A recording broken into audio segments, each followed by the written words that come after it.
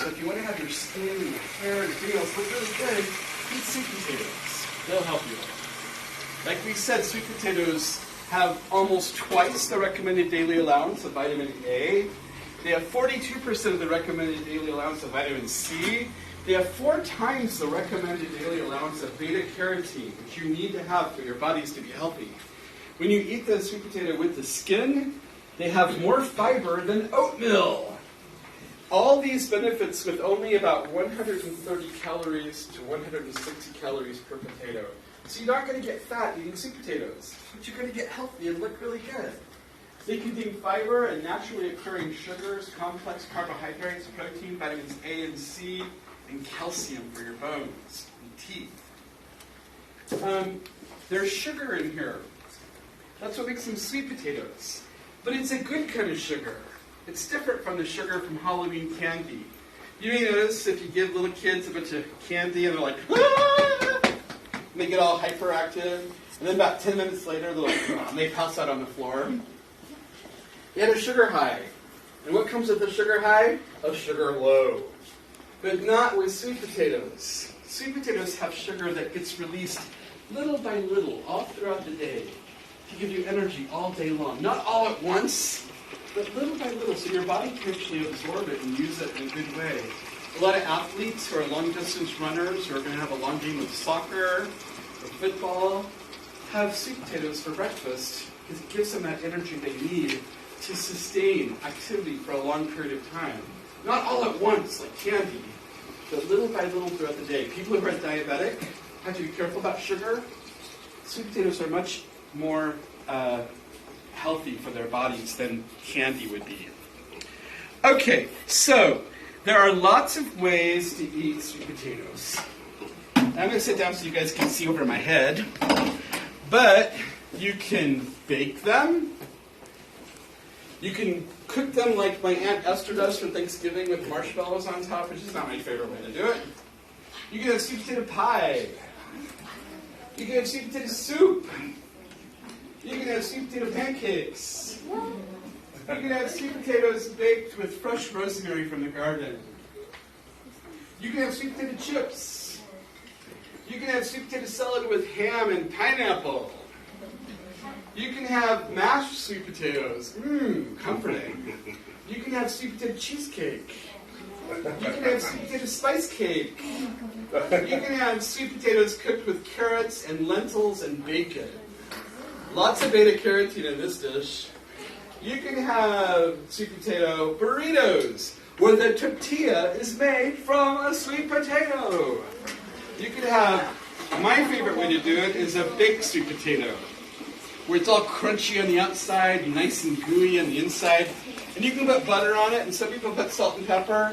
But then there's those people that like to put cinnamon and brown sugar instead to have that sweetness. You can have sweet potato fries like we're having today. Cut them up in the shape of a fry. We're frying ours today in peanut oil. Josephine is up here working, cooking our food for us. And when they come out of the fire, they look like this. And we cook them at about 375 to 400 degrees, okay, in the fryer. Keep the fries cold, keep the oil hot. When you put very, very cold fries into very, very hot oil, it helps make them crispier, okay? All right, so one of the questions on your survey was, where was sweet potatoes first domesticated? And the choices were Ireland, Mississippi, Central and South America, and Spain. Who knows the answer? Anybody? What do you think? Anybody know? What do you think? Where were sweet potatoes first domesticated? Yay, you got it right, Central and South America. And there's a map of Central and South America up there to show us. So potatoes gave humans more food with less area. They're easy to grow. You don't need a lot of tools. A half acre of land can give an individual family enough food for an entire year. They're drought tolerant. In Peru, they started growing them 5,000 years ago, the white potato. And the sweet potato was first domesticated in Central America, they believe in the Yucatan Peninsula of Mexico. See where Mexico has that little hook down there? That's the Yucatan Peninsula. Some people call sweet potatoes yuccas because that's where they first really started growing them. From there all the way down to Venezuela is where they believe 5,000 years ago farmers started growing them on farms. Okay?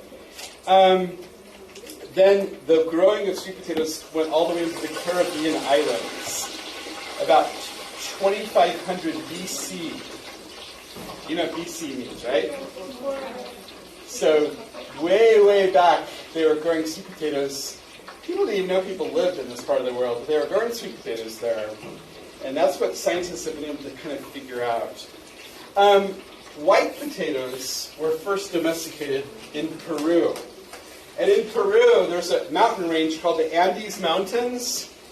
And in those Andes Mountains, they grow potatoes along the sides of the mountain in terrace gardens. They go up and down the sides of the gardens, of the mountains there.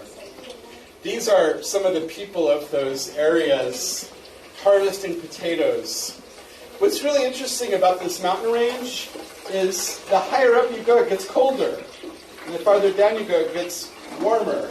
And some parts of the mountain get lots of sunlight, and some get more shade. And some parts of the mountain get lots of rain, and some get less rain. And all those variables in temperature, water, and sunlight allow these farmers to grow over 4,000 different kinds of potatoes. We go to the grocery store, we may find 3 or 4 or 5 or 6 different kinds of potatoes. But in reality, there's over 4,000 different kinds of edible potatoes. And in Peru, in the Andes Mountains, where they've been growing them for over 5,000 years now, that's how they do it. They grow many, many different kinds. And that's an advantage. Diversity in planting is an advantage to the farmer, because not all plants are successful every year. If you're a farmer, there's going to be failure. As much as you try to make everything work out the way you want it to work out, some years it doesn't rain as much, or some years it's way too hot, or some years it's colder than it should be. Some years there's not as much sunlight. There's all these different variables. Some years, because there wasn't a very cold winter, there's more insects to eat your plants. The kind of insects that don't help your garden.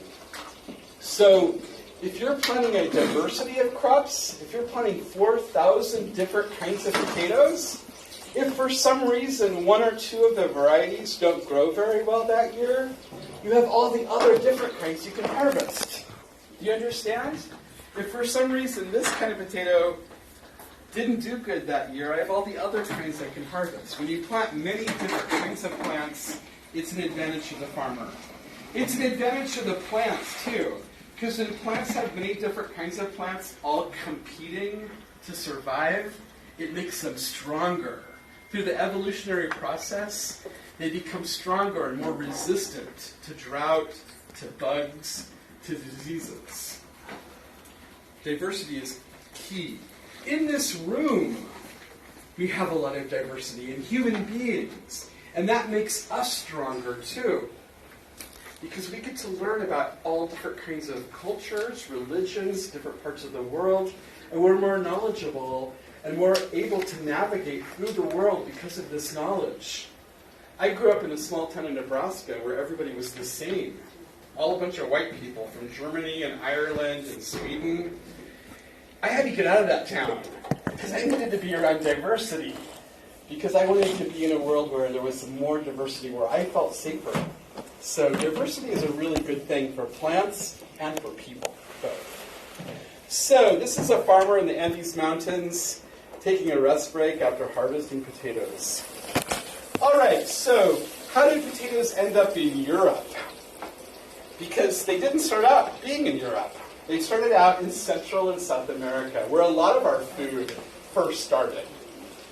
So it wasn't really until Europeans started exploring. They started building big ships. And one of the countries that was really successful at building big ships and sailing all around the place was Spain. And Spain was basically taking over the world, going to different places and putting their flag in the ground and saying, now we own this. And they sent this explorer, Christopher Columbus, to find trade routes to India. Because Spain was trading with India spices. Back then, they didn't have refrigeration to keep their food preserved.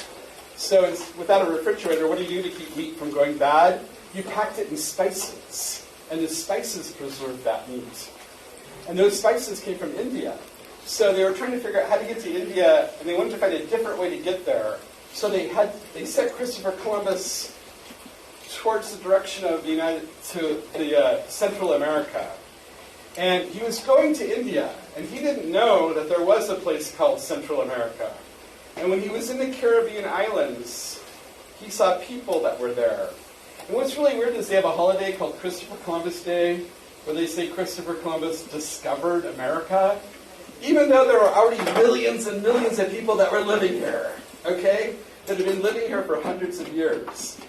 So that just goes to show you, students, history is written by the people in power. The rich people in power wrote the history books.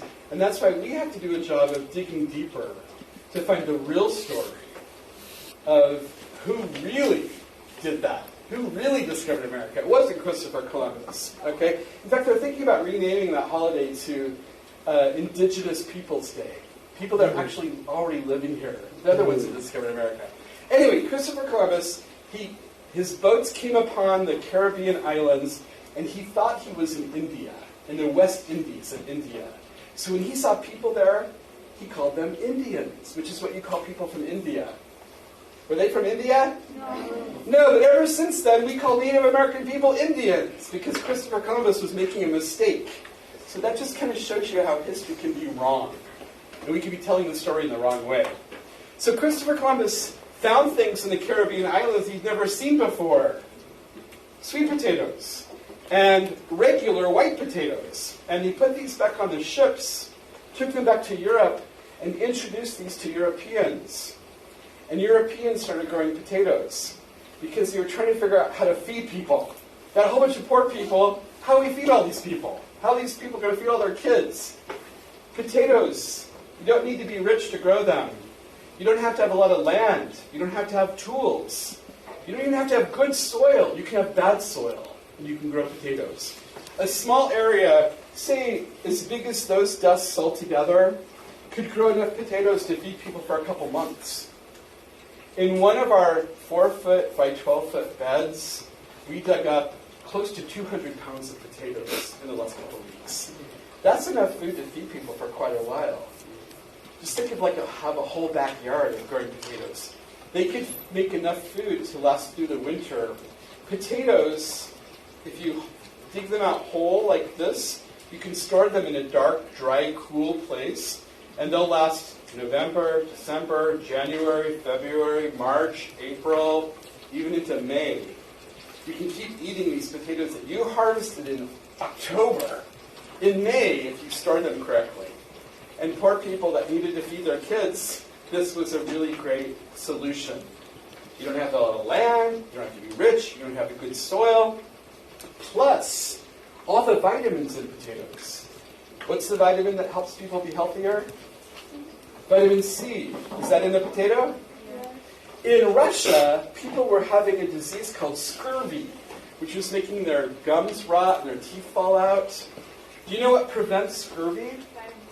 Vitamin C. What has vitamin C? Potatoes. So when they started growing potatoes and eating potatoes, it made them healthier. They stopped getting scurvy. This country, Ireland. Anybody ever heard of Ireland? Yeah. In Ireland, there were a lot of poor people. And their soil was wet and rocky. And they couldn't grow wheat very well in that soil. But they could grow potatoes. The potatoes would grow. So they started growing potatoes in Ireland. Now, we know that there's how many different kinds of potatoes that they grew in Peru? 4,000. 4,000 different kinds. How many different kinds of potatoes did they grow in Ireland? One. Only one. Only one kind. It was a potato that looked kind of like this. It was called the lumper. And all across the whole island of Ireland, they started growing this. And it was feeding the poor people. And it was giving vitamins to their children. And they were having bigger families. And about 1/3 of all of their came from the